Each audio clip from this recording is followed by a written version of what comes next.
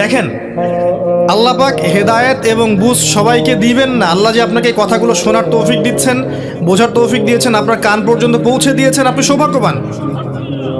আল্লাহ পাক সবাইকে সুযোগ দিবেন না। 1999টা মানুষ জাহান্নামে যাবে, 1999টা মানুষ জাহান্নামে যাবে। এটা হাদিসে আসছে সহিহ বুখারীতে 4 বার। আর আল্লাহ পাক সূরা আরাফের 179 নম্বর আয়াতে ওটাও বলেছেন, ওয়ালাকাদ যারা'না লিজাহান্নামা কাসীরাম মিনাল জিন্নি ওয়াল ইনস।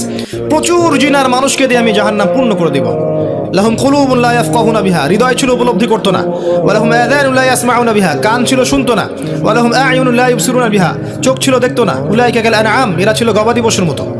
বাল হুম আদাল, বরং তার চেয়ে নিকৃষ্ট। উলাইকা হুমুল গাফিলুন। একই ক্যালকুলেশন, 1999 জন মানুষ জাহান্নামে যাচ্ছে। তো আপনি সৌভাগ্যবান, কারণ এই কথাগুলো আপনার পর্যন্ত পৌঁছেছে।